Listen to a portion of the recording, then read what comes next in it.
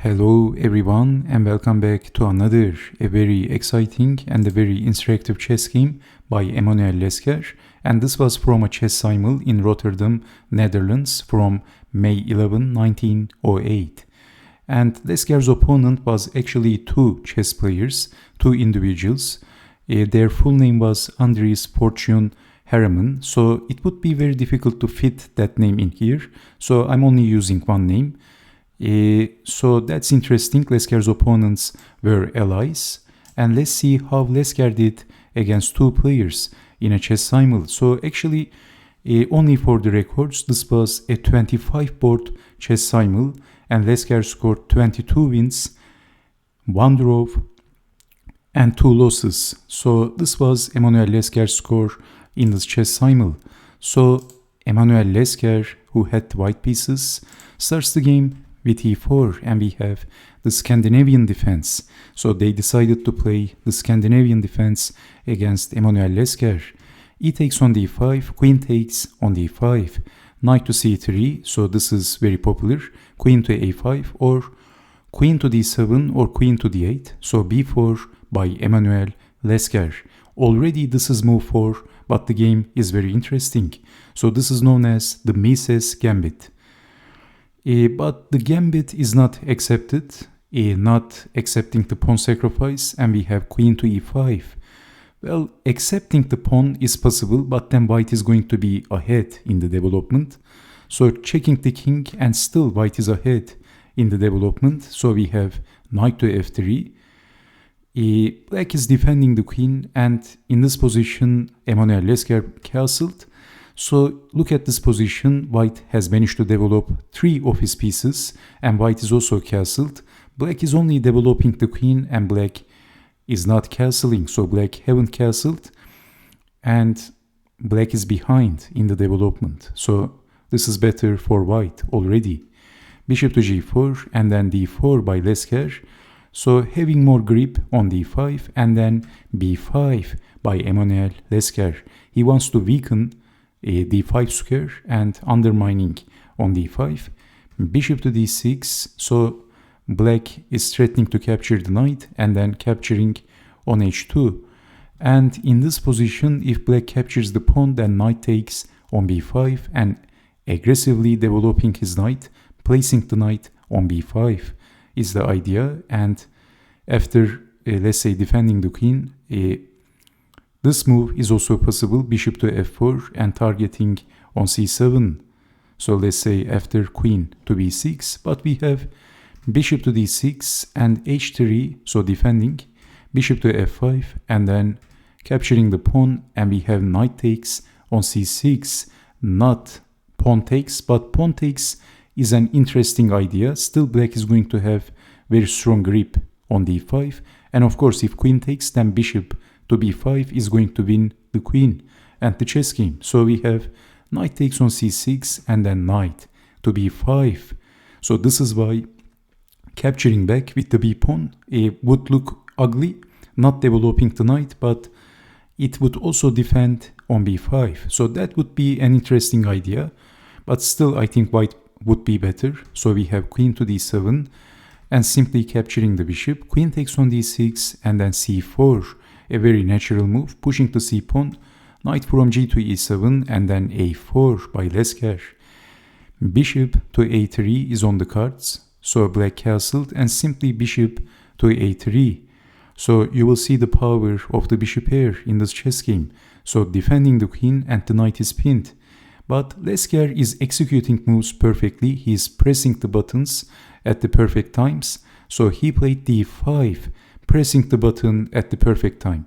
So e takes on d5, c takes on d5, and black can't capture the pawn with the knight because this knight is pinned. You can see that the bishop is aiming the rook. So where is this knight going? Seriously. We have knight to a5, and black didn't want to go passive, and knight to b8 or knight to d8 was possible, but that would be very passive. So we have knight to a5, and then Lasker played a very strong move. He played bishop to b5, and look at the perfect coordination, the perfect teamwork of the bishop pair. So you see the power of the bishop here as well. And Lasker is using his bishops extremely effectively. So where is this queen going? And already black is in big trouble. Black is almost losing by force in this position. So we have queen to d8, and this is a must. Because, I mean, look at this position. If something like queen to c7, then we can push the pawn and black can resign, forking queen and the knight. So after bishop to b5, we have queen to d8, but Lasker played another very strong move. So black is defending the queen and also defending the knight just on time, but it is white to move and to play a killer move. So can you see the very simple move that white can play in this position?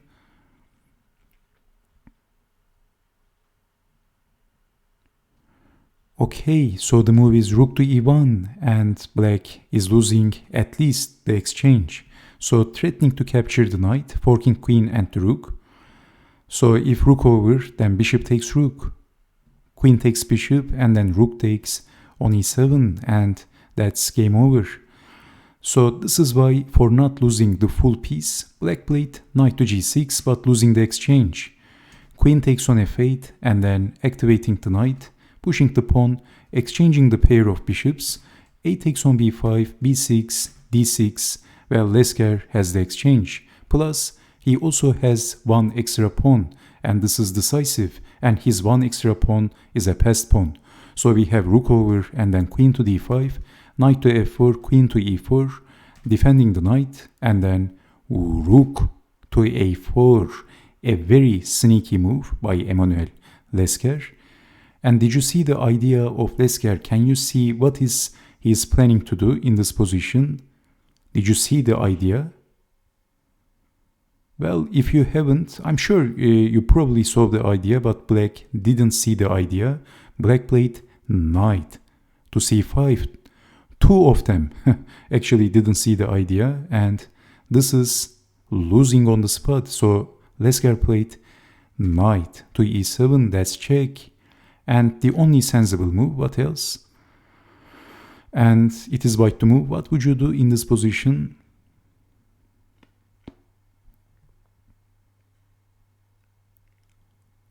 Okay, it is white to move and to checkmate in two moves. Emanuel Lasker played queen takes on h7, boom. And actually we have seen the checkmate on the board. They didn't resign against Lasker. So king takes on h7 is the only move. And then Lasker played rook to h4, checkmate. Fantastic. And for those who doesn't know, only for the records, this is known as the Anastasia's checkmate.